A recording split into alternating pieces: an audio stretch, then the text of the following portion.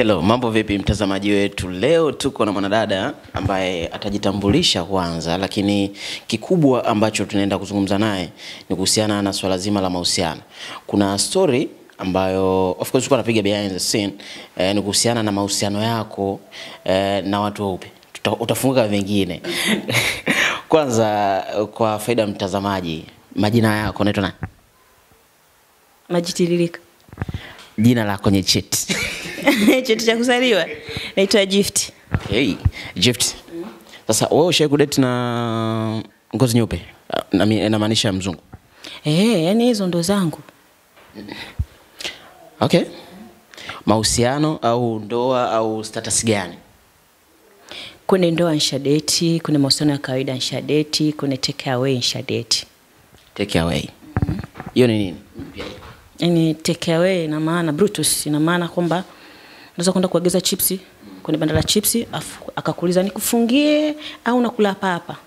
Kwa nifungie naenda kula nyumbani, ndio maana take away. Bado ni mtihani. Sasa kwenye mapenzi take away ikoje?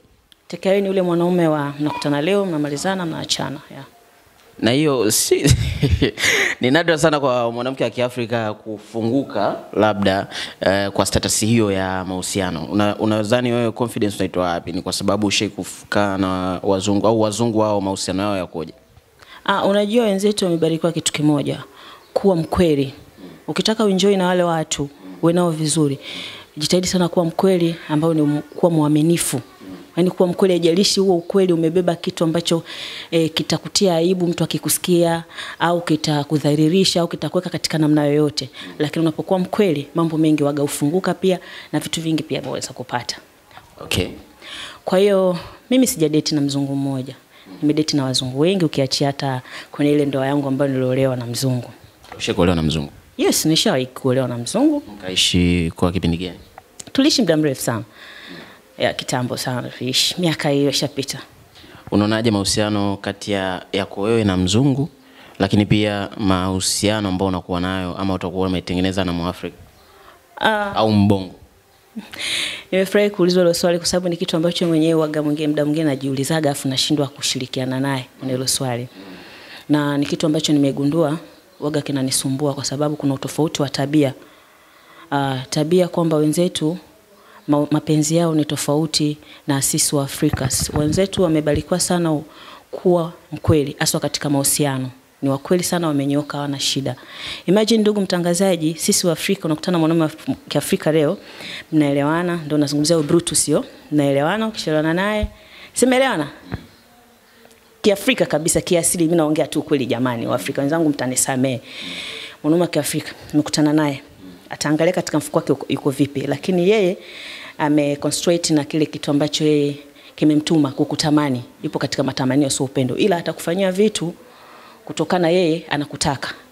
Japokuwa sio wote wametofautiana. Mwingine atakununulia bia, atakununulia chakula, atafanya vile, lakini mwingine jambo lake ile alitimize. Kama mmeelewana kiasi fulani, basi mnaenda zile mnafanya mambo, mkitoka pale biashara imeisha. Mnaelewa kwa sidhani kama kutakuwa kuna wajibu wa kwanza kujielezea au kumwambia mtu ukweli, si kwa sababu ni take away. Yes, so mahusiano, lakini wenzetu wamenyooka, sisi wa Afrika tujanyooka. Ila sasa hivi ndio tupo katika system ya kunyooka kutokana tunajifunza dunia ipo ganjani. Ila mimi kusema ukweli jamani, waga napenda kuongea ukweli. Haijalishi kwamba ukweli nitauongea mtu atanichukuliaje, atanizungumziaje, waga naishi mimi katika maisha yangu. Sishi vile mtu anavyotaka. Kwa hiyo unataka kuniambia wadada zetu na watu wengine wote hapa, naongelea ngozi nyeusi na naongelea wabongo, kwamba kitu ambacho kinawapeleka kwa wazungu au kitu ambacho kinakufanya uanzishe mahusiano na mzungu ni tabia au ni swala zima la sex na make love? Hiyo nitazungumzia mimi kama mimi binafsi. Wadada wengi wanaolewa na wazungu, excuse me. Wengi wao mara nyingi wanaolewa na wazungu. Kusema kweli kuna wengine zile tabia za wazungu zinawashinda, ila kwa sababu mtu akiangalia background yake alipotokea, anaona bora nivumilie. Mnaelewa, kwa sababu wazungu wana vitabia za fulani hivi. Tabia gani? Hapo ndo unapopata. Yaani yeye angalie mnapotembea sehemu gani, mpo wapi, atataka kukubusu, kukukisi, kukushika makalio hivi, kutembea kushike kiuno. Sasa kwa tabia zetu sisi hapa Afrika hizo hatuna. Kwa hiyo mtu akiona hivyo ataona kwamba huyu naye anashindwa kujiheshimu, au mambo si akafanyia ndani, wakati ni vitu vya kawaida. Lakini mara nyingi wadada wengi hasa wa kizazi cha leo wanafuata pesa.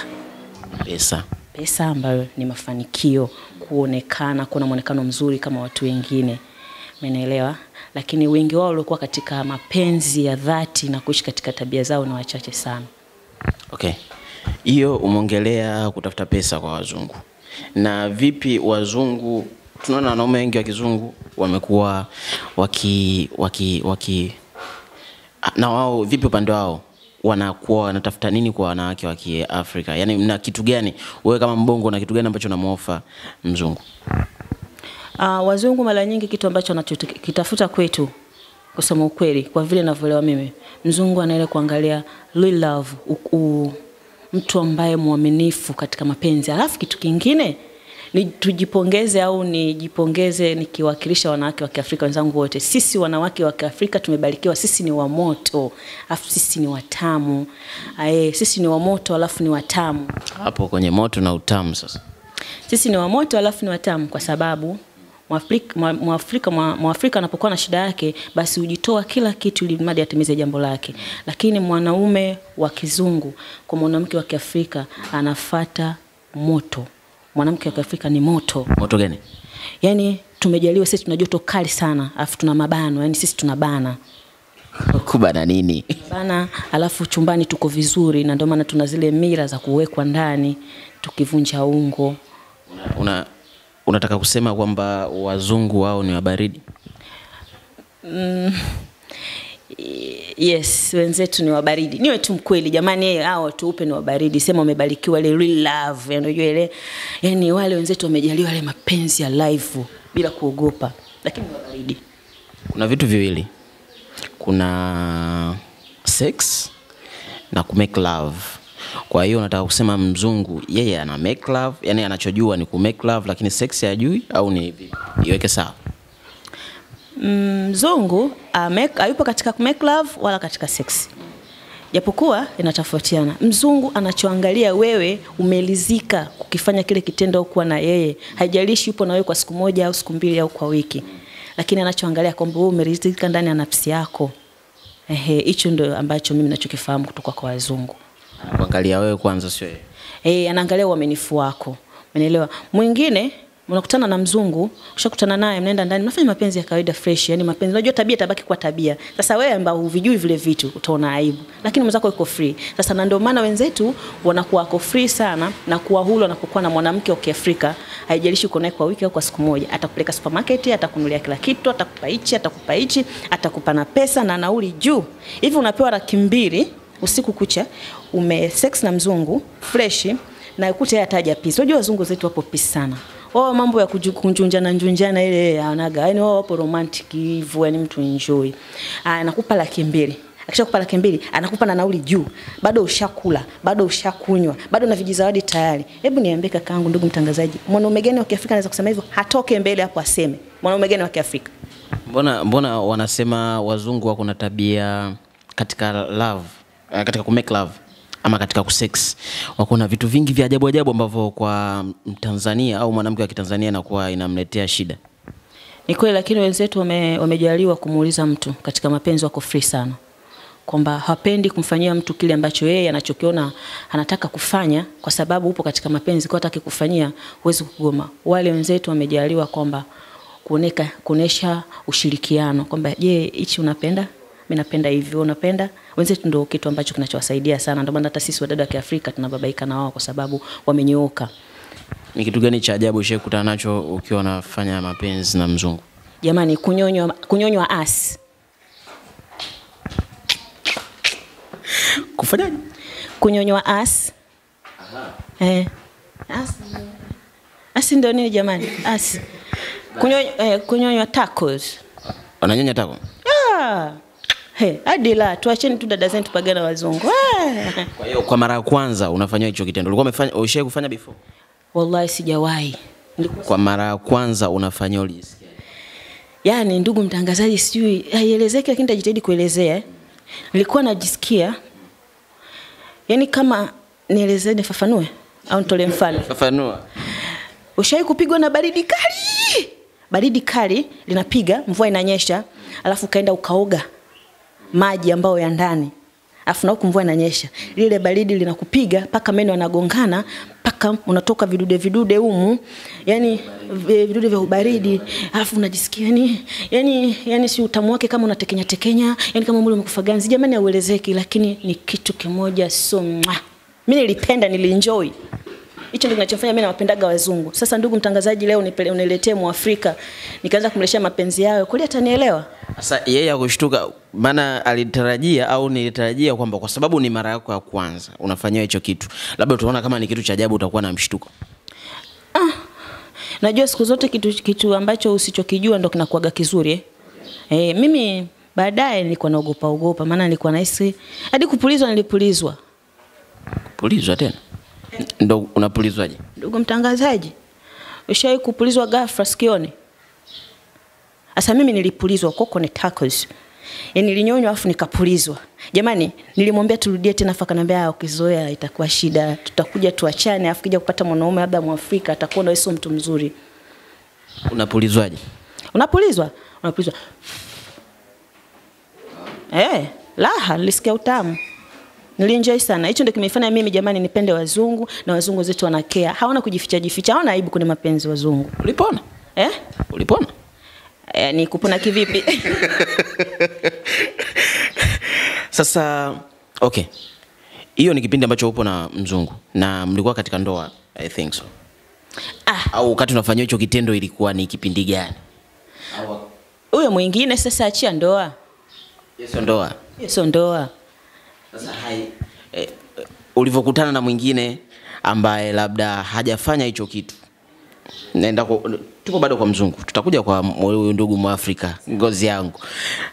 Kwa hiyo mzungu mwingine baada ya kuona labda hujafanywa hicho kitu, ulimwomba? Kiuzuri mimi kinachonisaidiaga na kunibeba jamani mkweli. Mimi napenda kuwa mkweli. Katika mapenzi nilimwambia mimi napenda kufanywa kitu fulani ili nienjoy katika mapenzi. Akanambia. Yaani kwanza mimi ni mtu ambaye napenda tu kujizungumzia kiufupi. Ili mtu asije akanifanyia kitu ambacho sijapenda afu na act kwamba napenda afu kumbe sipendi. Pa unakuwa unajiumiza mwenyewe, unajua anasema kisaikolojia, sijui kisaikolojia hivyo. Kwa nilimwambia na akanifanyia, na mimi nikamwambia sasa nikufanyie na wewe, akamwambia mimi usinifanyie. Ulitaka kumfanyia nini? Sinimnyonye na yeye. Nyonya unyonywa. Ushai kufanya hivyo kwa mtu mwingine? Ushai kumnyonya? Kumnyonya mwanaume? Ile nilimpa surprise. Reaction yake ilikuwaje? Ilichukua muda mrefu sana, nilipata tabu sana paka akanielewa kukubali kufanya hicho kitendo katika liza yake. Umesema surprise. Aliluka. Najua alichukua nakitaka naye sasa. Akanambia sasa wewe unaninyonya mimi na mimi nakunyonya wewe. Huyo alikuwa mzungu mweusi? Sielewa sasa ile swali lako uliniuliza upande wa mzungu upande wa Mwafrika. Okay. Kwa upande wa mzungu bado. Wazungu wale si kawaida kwao, fresh tu. Nyonya fresh? Fresh. Mnyonya alinyonya, nikamnyonya. Tukamalizana, akanambia baby umeenjoy? Nikamwambia yes, nimeenjoy but baadaye nataka tena. Hicho kitu shai kufanya kwa Mwafrika? Nishawahi. Mbongo? Mwafrika nishawahi. Ilikuwaje kwa mbongo mara ya kwanza unamfanyia kitendo hicho? Mwafrika uanze kumwambia huu upuuzi. Kwanza siku nakumbuka nililewa nikasema huyu mtu anataka nifanyie kitu ambacho hajawahi kufanya. Bala aliniambia wewe unajifanya na mapenzi, ngoja nitakuonesha mapenzi. Kwa mimi siku ndo nikajichetua, nilipofika nikavulia nguo mlangoni, nikamwambia lala. Nikamwambia kwanza baba hebu subiri, uwanja wako umesafisha vizuri. Akanambia unataka kunifanyia nini? Nikamwambia nataka kifudifudi. Nikaanza kumfanyia masaji, nikaanza kumngatangata mgongo kwenye miguu hivyo. Mara nataka kutoka, anambia subiri usitoke. Vipi? Usitoke. Yaani yeye anakuambia usubiri. Nikamwambia vipi? Umeningata tako umenifanyaje? Nikamwambia tulia, subiri kwanza. Kuna kitu nimekiona hapa. Akainama, nikampuliza. Aliluka mtangazaji. Baada ya karibu mchoo bwana, unajua matani kwenye mapenzi, mara kuna kanikumbatia mara hivi, mara ananipeleka mkono, ngamba baba subiri. Hizi ni nakshi tu za mapenzi. Unayaweza? Unataka kuniambia alifurahia? Yule inaonekana sio tabia yake, alifurahia. Unajua kuna watu kusema kule hata Afrika na sisi tumebarikiwa tupo romantic katika mapenzi. Hivi unahisi kunyonywa nini? Ni kwa romantic? Ni mapenzi tu. Mapenzi si ulevi. Mwanaume? Wapo. Mtu anakuomba na kupigia simu, baby, today I come, so utanifanyia kile kitu Anaomba kabisa. Anaomba. Nimemisi hano umemisi nini? Kula hano au umemisi kulambwa hano? Nimemisi au hujui. Hapo upo mbele za watu, naambia hamna, niko peke yangu. Kwa tunafanyaje? Nakuja basi. Naambia sasa mwisho wa siku utataka kidore. Mbaya, acha. Hicho kitu nataka kuuliza kwamba kama unaweza kumfanyia kama anavyosema alafu akaenjoy. Nahisi ni salama kweli? Wakati ni mwingine ni salama kwa sababu katika hisia kila mmoja ana formula hisia zake zilipo au jinsi anavyozipeleka. Mwanaume yule kwenye nini? Unajua kwa nini nakwambia hivyo? Kwa sababu mimi nilivyomfanyia ikafika hatua na yeye sasa nikamwona kabisa huyu kashaingia katika mfumo wangu. Kwa nilichomfanya sasa ili asije akaharibika baadaye. Nikamwambia mimi ninyonye tu huku chini kawaida, mimi nakunyonya huku. Akaoko nikana mchezea tu uume wake. Naona mtu akamaliza shule. Nikaona huyu ingekuwa kwenye huku tunafanya sasa, tumeacha tunafanya mapenzi, huyu angekosea njia. Na sio kama anaiogopa hiyo njia.